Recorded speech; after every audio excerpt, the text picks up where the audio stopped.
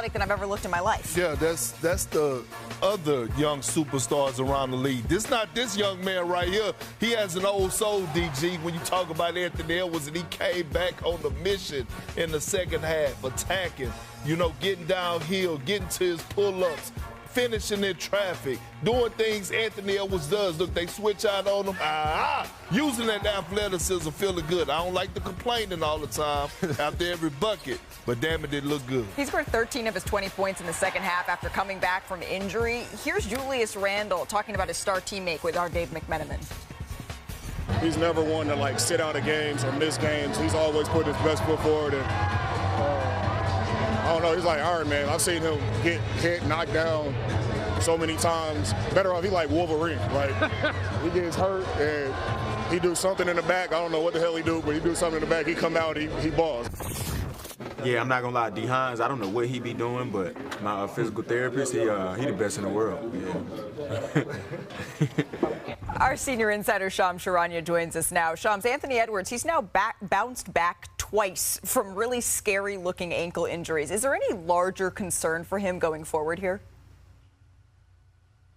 As far as the Timberwolves are concerned, they are going to monitor him all of today, tomorrow, but he's all good to play in Game 3. And I even asked his business manager, Justin Holland, today, how's Anthony Edwards doing? Is he going to be playing in Game 3 for sure? And the response I got was yes. He's a Wolverine, and that's something people in Minnesota have been saying about Anthony Edwards his whole career. His innate ability, it's uncanny the way he's able to respond from injuries. So last night, when he has this ankle injury, he doesn't even put pressure on that ankle. I'm told he went to the back, got x-rays, they came back negative. Then he had some treatment, got some therapy work done, and voila, he was back on the floor. Which is just insane when you watch the replays. He was stepped on, and he was able to come back as if nothing had happened. Shams, thank you so very much. Please stick around, though. We're going to have more to talk about in just a little bit as we bring in inside our Los Angeles studios here with Danny Green and Kendrick Perkins. Chris Finch, he called out Anthony Edwards after Game 1. He said, you're the leader of this team, and you've got to come out and set the tone. He did that. What did you see from Ant here, Perk? Leadership.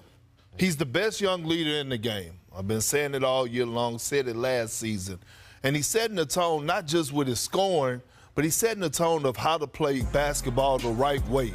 Agenda-free basketball. He had 5 assists. They had 33 assists overall as a team. And when you see Anthony Edwards, he's basically running the point guard position. And guess what? Shout out to Coach Finch and the Minnesota Timberwolves, because this started at the beginning of the season, right? He's been the primary ball handler all season long, so he was able to work out, the bumps and bruises, the kinks or whatever you want to call it. Now we're watching him in this Golden State series where you see Golden State 1-3-1, 2-3, trapping him, whatever it may be. He's figuring it out. He had a great floor game, but to me, I saw some things that were a little concerning, and not major concerns. But he didn't look like his normal explosive self. He got a lot to the free throw line, but there were plays that he just didn't finish that he normally finishes at the rim. He missed a lot of easy bunnies. He got a couple going downhill. You said he's complaining for the referees a little bit, but I think that explosiveness is why that ankle is he's kind of gingerly right now, but his explosiveness might be hindering him from getting to the rim the way he's normally getting to the rim and finishing. So that's the one thing that I'm concerned about. But other than that, he's been great. And to be young and youthful and heal the way he's healed and come back after 2 ankle injuries, hopefully he can sustain that. It doesn't hurt again or get injured again. It's good to see him bounce back. He shot 4 of 9 on layups and dunks in that game, and he talked about it afterwards. He said, if they're going to take away my three-point shooting, I have to be a little bit better at finishing at the rim here. For the Warriors, though, the question coming in was, how will they look without Steph Curry here? And during Curry's career, the Warriors, they are more than 300 games over 500 with him on the floor. Without him, they're 50 games below 500. That continued on Thursday. Golden State turned it over 20 times on Thursday night. Their offensive efficiency with and without Curry on the floor this postseason now sits at more than 20-point difference after last night. Here's Steve Kerr. We had found a formula over the last couple of months, and obviously we're having a lot of success. But without Steph, the formula completely goes out the window, and we've got to figure out the next formula. And then another concern for the Golden State Warriors, Draymond Green. Right here, he's fouled by Naz Reid, but as he's trying to sell that foul, he hits Reid in the face, and it's an automatic technical when you hit a guy above the shoulders. This is his 5th of the postseason, 2 away from a suspension. Here's Draymond after the game. look like the angry black man. I'm not an angry black man. I'm a very successful, educated black man with a great family. And I'm great at basketball. I'm great at what I do. The agenda to try to keep making me look like an angry black man is crazy. I'm sick of it. It's ridiculous.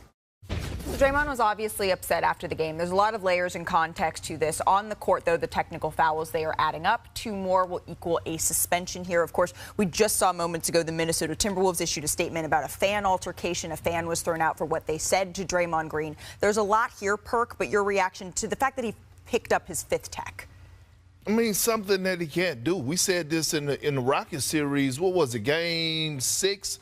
I believe it was. He lost his composure. Then he apologized to the team. He went sat down with his family. He sat down, and then all of a sudden, Steph Curry's not available. And then when they need him the most, this is the Draymond Green that shows up. Just say you don't want to play because Steph's not playing. That's all you got to say. Say that. Instead of getting tossed. Yeah, instead of trying to get tossed. Because first of all, you know what you was doing. You have a history of doing this exact same play along with the kicking part of it. Yeah. All right, so then after that, you don't want to hold yourself accountable. You want to go where your coaches, Jerry Stackhouse and Steve Kerr, got to pull you back. Like, bro, we see right through that. Like, no one's pushing the agenda. We're just watching the game and watching you. Yeah. Like, and you do look angry on the floor. A guy that's, 4-time champion, defensive player of the year, the leader of this team, sometimes look like he actually need a leader. Yeah, and it has nothing to do with skin color to me. I mean, you got to look in the mirror at some point and say that everybody around me is not crazy. That can't be pointing the finger. And I love his emotion. That's what we love him for. He plays the game, a lot of passion, a lot of emotion. We love that. But at some point, you got to learn to control it and scale it back some. He has not done that. And after the game, he was very upset, animated and emotional. When he was talking, I'm sure it'd be different on his podcast.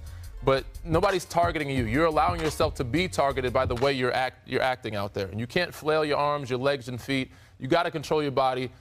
And he's had they gave him a long leash because even after the technical foul, he was not kind to the referees. And I'm sure, Perk, we've gotten texts for a lot less when we're talking to referees in that fashion. Yeah, we don't know what the fan said to Draymond that maybe impacted some of the comments he made after the game. We do know the Timberwolves have said that they kicked that fan out and they're continuing to investigate. But it's the technical fouls on the floor that are becoming an issue for Golden State. But the most pressing issue is Golden State's offense without Steph Curry. It looks stagnant. Here's Steve Kerr. I didn't learn anything that I didn't already know. Jim, you can always play through Jimmy. He's a great isolation player, great passer, and it's more about figuring out, who to put around him and who's going to be playing, in Game 3. What our rotation is going to look like. Danny, it looked to me like once winning this game was out of reach, Steve Kerr was just tinkering to try to find a lineup that he can go with moving forward. He played 14 different guys in the first half here. What did you learn? That usually happens when your team is getting blown out, but he's trying to find some energy. He's trying to find some type of fire, and he found a little bit. I like what Trace Jackson was doing. I like what Kuminga was doing. He started out 8 for 8. He might have missed a shot or two after that, but those two guys gave him a little boost. But they're going to need a lot more from everybody else. Jimmy has to be way more aggressive than he was, offensively and defensively.